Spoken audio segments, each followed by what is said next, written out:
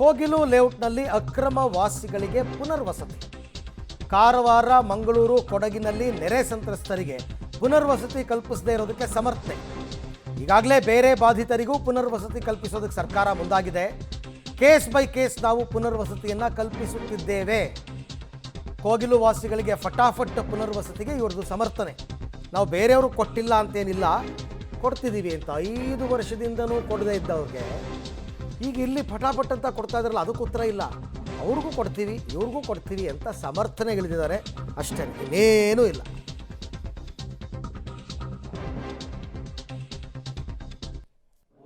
ಕೊಡಿ, ಮಾಹಿತಿ ಕೊಡಿ, ನೋಡೋಣ. ನೋಡಿ, ನಾವು ಬರೀ ಫ್ಯಾಕ್ಟ್ಸ್ ಮೇಲೆ ಹೋಗ್ಬೇಕಾಗತ್ತೆ. ಫ್ಲಡ್ ಆದಾಗ ಮನೆ ಕಳ್ಕೊಂಡಿರೋಂಥವ್ರಿಗೂ ಕೂಡ ಇನ್ನು ಕೊಡ್ತಾ ಇದೀವಲ್ಲ, ಪ್ರಕರಣದಿಂದಾಗಿ ಸರ್ಕಾರ ನಾವು ಮೊದಲು ಮನೆ ಕಳ್ಕೊಂಡು ನಿರಾಶ್ರಿತರಾಗಿದ್ದೀವಿ, ನಮ್ಮ ಕಡೆ ಗಮನ ಹರಿಸ್ತಾ ಇಲ್ಲ. ಇಲ್ಲಿ ಮುಸ್ಲಿಂ ಅನ್ನೋ ಕಾರಣಕ್ಕಾಗಿ ಇನ್ನೊಂದು ಕೇರಳ ಸಿಎಂ ಎಲೆಕ್ಷನ್ ಕಾರಣಕ್ಕಾಗಿ ಸರ್ಕಾರ ತರಾತುರಿಯಲ್ಲಿ ಇವ್ರಿಗೆ ಮನೆ ಹೊರಟಿದ್ದಾರೆ. ನೋಡಿ, ಬೇರೆ ಯಾರು ಬಾಧಿತರಿದ್ದಾರೆ ಅವ್ರಿಗೂ ನಾವು ಪರಿಹಾರ ಕೊಡ್ತಾ ಇದ್ದೀವಿ. ಮಳೆಯಿಂದ ಏನಾದರೂ ಅವ್ರ ಮನೆಗೆ ಹಾನಿ ಆದರೆ ಇಮಿಡಿಯೇಟ್ಲಿ 1,10,000 1,20,000 ಪರಿಹಾರ ಕೊಡ್ತೀವಿ. ಜೊತೆಗೆ ಅವರಿಗೆ ಸರ್ಕಾರದಿಂದ ಒಂದು ಮನೆನೂ ಮಂಜೂರು ಮಾಡಿಕೊಡ್ತಾ ಇದ್ದೀವಿ. ರೈಟ್, ಈ ಬಗ್ಗೆ ಮತ್ತಷ್ಟು ಮಾಹಿತಿ ನನ್ನ ಕೊಲೀಗ್ ಲೋಕೇಶ್ ಅವರಿಂದ ಪಡ್ಕೊಳ್ಳೋಣ. ಲೋಕೇಶ್, ಮನೆ ಹಂಚಿಕೆ ಆಗಬೇಕು ಅಂತಂದರೆ ಶಾಸಕರ ಕೋಟಾದಲ್ಲಿ ಕೊಡಬೇಕಾಗುತ್ತೆ, ಶಾಸಕರ ಅನುಮೋದನೆ ಬೇಕಾಗುತ್ತೆ ಅಂತ ರೂಲ್ಸು. ಇವತ್ತು ಕೃಷ್ಣ ಬೈರೇಗೌಡರು ವಿದೇಶದಿಂದ ಬಂದಿದ್ದಾರೆ. ಅವರ ಮಾತನ್ನು ಕೇಳಿದ್ರೆ ಸರ್ಕಾರದ ನಿರ್ಧಾರಕ್ಕೆ ಅವರ ಆಕ್ಷೇಪ ಏನೂ ಇದ್ದಂಗೆ ಕಾಣಿಸ್ತಾ ಇಲ್ಲ.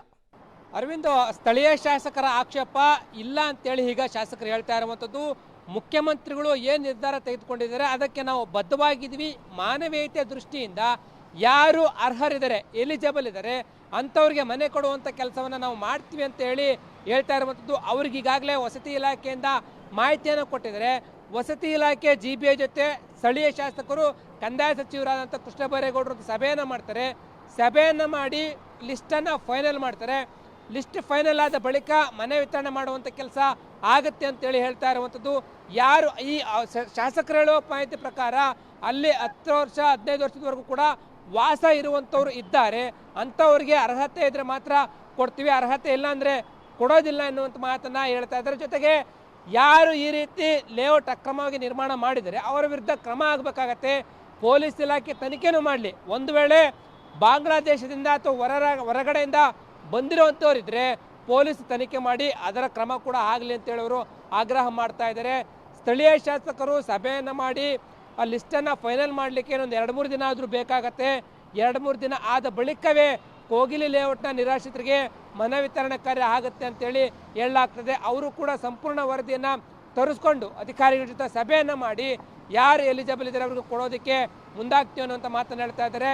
ಇವತ್ತು ಸಭೆ ಮಾಡುವ ನಿರೀಕ್ಷೆಯಲ್ಲಿ ಇರುವಂಥದ್ದು ಕೃಷ್ಣ ಬೈರೇಗೌಡರು. ಈಗಾಗಲೇ ವಸತಿ ಇಲಾಖೆ ಅಧಿಕಾರಿಗಳಿಗೆ ಸಭೆ ಮಾಡಲಿಕ್ಕೆ ಕೂಡ ಸೂಚನೆಯನ್ನು ಕೊಟ್ಟಿದ್ದಾರೆ. ಸಭೆಯಲ್ಲಿ ಫೈನಲ್ ಲಿಸ್ಟ್ ಆದ ಬಳಿಕ ಮನೆ ವಿತರಣೆ ಯಾವತ್ತಾಗತ್ತೆ ಅನ್ನುವಂಥದ್ದು ಗೊತ್ತಾಗಲಿದೆ.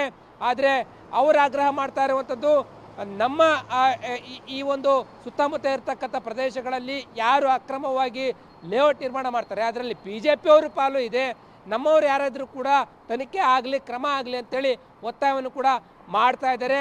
ಕಾದುಡಬೇಕಾಗಿದೆ. ಸಭೆ ಬಳಿಕ ಎಷ್ಟು ಮನೆಗಳ ಲಿಸ್ಟನ್ನು ಮಾಡ್ತಾರೆ, ಯಾರಿಗೆ ಈ ಒಂದು ಅರ್ಹ ವ್ಯಕ್ತಿಗಳಿಗೆ ಸಿಗುತ್ತಾ ಮನೆಗಳು ಇಲ್ವಾ ಅನ್ನೋದನ್ನು ಕಾದು ನೋಡಬೇಕಾಗಿರುವಂಥದ್ದು. Right Lokesh, thank you. ತಮ್ಮೆಲ್ಲ ಮಾಹಿತಿಗಾಗಿ ಧನ್ಯವಾದ.